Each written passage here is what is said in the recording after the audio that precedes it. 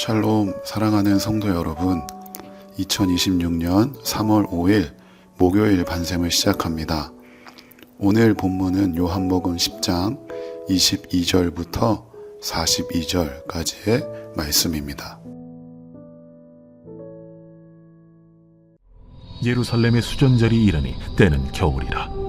예수께서 성전한 솔로몬 행각에서 거니시니 유대인들이 애워싸고 이르되, 당신이 언제까지나 우리 마음을 의혹하게 하려 하나이까? 그리스도이면 밝히 말씀하소서. 내가 너희에게 말하였으되 믿지 아니하는도다.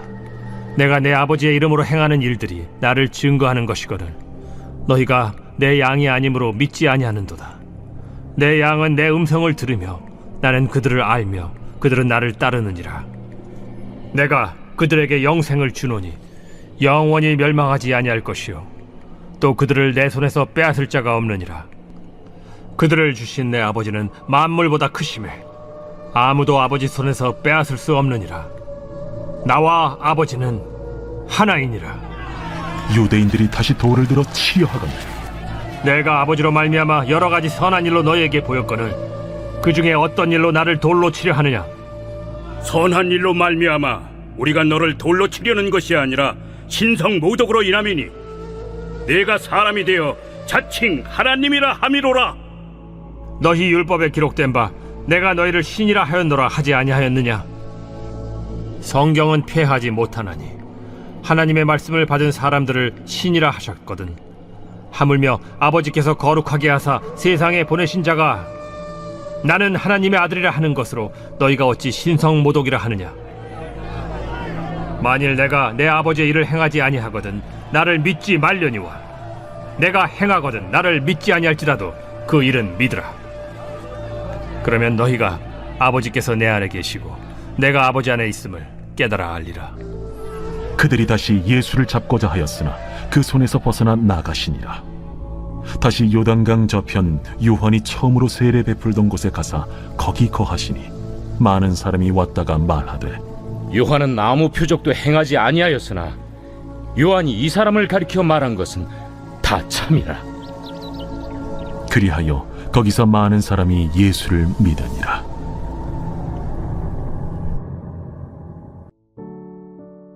오늘은 양은 목자의 음성을 듣는다라는 제목으로 함께 말씀 나누겠습니다.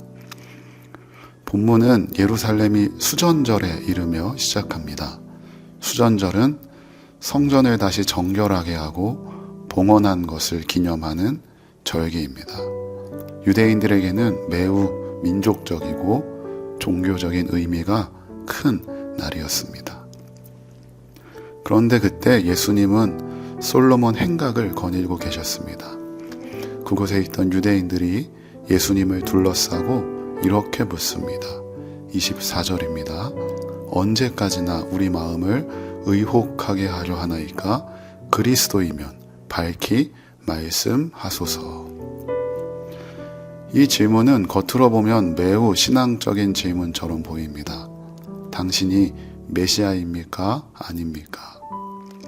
하지만 사실은 이 질문은 믿기 위한 질문이 아니라 믿지 않기 위한 질문입니다. 예수님은 이미 수많은 표적을 보이셨습니다. 병든 자를 고치셨고 눈먼 자를 보게 하셨고 하나님의 나라를 선포하셨습니다. 이미 충분히 말씀하셨습니다. 그럼에도 불구하고 그들은 여전히 말합니다. 증거를 더 보여달라. 확실하게 말해라. 증명을 해라. 믿지 않으려는 사람에게는 아무리 많은 증거가 있어도 충분하지 않습니다. 이미 증거가 충분한데도 그들이 믿지 못하는 이유가 무엇일까요? 예수님이 지적하는 내용은 이렇습니다. 26절입니다. 너희가 내 양이 아니므로 믿지 아니하는도다. 우리는 보통 믿어야 하나님의 양이 된다고 생각합니다. 그런데 예수님은 거꾸로 말씀하십니다. 내 양이 아니기 때문에 믿지 않는다고 말입니다. 믿음은 인간의 능력에서 시작되는 것이 아니라 하나님과의 관계에서 시작됩니다. 마치 어린아이가 수많은 사람 속에서도 자기 어머니의 목소리를 알아듣는 것처럼 양은 자기 목자의 음성을 압니다. 그래서 예수님은 이렇게 말씀하십니다. 27절입니다. 내 양은 내 음성을 들으며 나는 그들을 알며 그들은 나를 따르느니라. 여기에는 세 가지 관계가 있습니다. 양은 목자의 음성을 듣습니다. 목자는 양을 압니다. 양은 목자를 따릅니다. 신앙은 어떤 종교적 시스템을 따르는 것이 아니라 목자와 양의 관계인 것입니다. 예수님은 이어서 말씀합니다. 28절입니다. 내가 그들에게 영생을 주노니 영원히 멸망하지 아니할 것이요 또 그들을 내 손에서 빼앗을 자가 없느니라. 여기서 중요한 단어가 있습니다. 내가 준다라는 것입니다. 영생은 우리가 얻어내고 획득하는 것이 아닙니다. 영생은 예수님이 은혜로 주시는 선물입니다. 그리고 그 영생과 믿음을 그 누구도 빼앗을 자가 없습니다. 우리는 연약합니다. 믿음이 흔들릴 때도 있고 기도가 식을 때가 있습니다. 마음이 무너질 때도 있습니다. 내 믿음을 과연 끝까지 지킬 수 있을까 고민합니다. 그러나 예수님은 내가 너를 붙잡고 있다라고 말씀합니다. 그래서 우리의 구원은 우리 손에 달려있는 것이 아니라 예수님 손에 달려 있습니다. 그리고 이어서 예수님은 더 놀라운 말씀을 하십니다. 이게 유대인들을 긁어버렸습니다. 30절입니다. 나와 아버지는 하나이니라 하신대. 예수님은 지금 자신을 하나님과 동일하게 말씀하고 있습니다.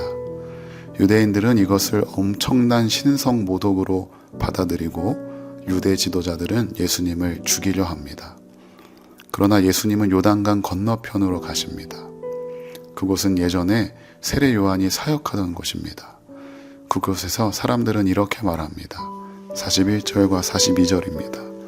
많은 사람이 왔다가 말하되 요한은 아무 표적도 행하지 아니하였으나 요한은 이 사람을 가리켜 말한 것은 다 참이라 하더라. 그리하여 거기서 많은 사람이 예수를 믿으니라. 같은 예수님을 보고 같은 예수님의 말씀을 듣고 같은 복음을 듣습니다. 그런데 어떤 사람은 돌을 들고 예수를 죽이려 하고 어떤 사람은 예수님을 믿습니다. 결국 문제는 우리의 마음입니다.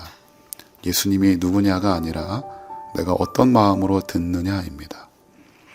사랑하는 성도 여러분, 예수님은 오늘도 말씀하십니다. 내 양은 내 음성을 듣는다. 신앙의 핵심은 많은 지식을 아는 것이 아니라 목자의 음성을 듣는 것입니다. 세상에는 수많은 소리가 있습니다. 그 소리들은 우리의 마음을 계속 흔듭니다. 그러나 예수님의 양은 그 많은 소리 속에서도 목자의 음성을 알아듣습니다. 그리고 그 음성을 따라 조용히 걸어갑니다. 예수님은 자신의 양들을 알고 계십니다. 그리고 그 양들을 결코 놓지 않으십니다. 예수님의 양은 완벽한 사람이 아니라 목자의 음성을 듣고 목자를 따라가는 사람입니다. 오늘 하루도 그 음성을 듣고 그 음성만 따라가는 예수님의 양으로 살아가는 우리 모두가 될 수 있기를 주님의 이름으로 축복합니다. 우리 이 시간 함께 기도하겠습니다. 기도할 때 세상의 수많은 소리 가운데에 예수님의 음성에만 귀 기울이게 하시고 그 음성에 순종하게 하시고 그 음성만 따라가는 오늘 하루가 되게 하여 주시옵소서라고 우리 이 시간 각자의 자리에서 함께 기도하겠습니다.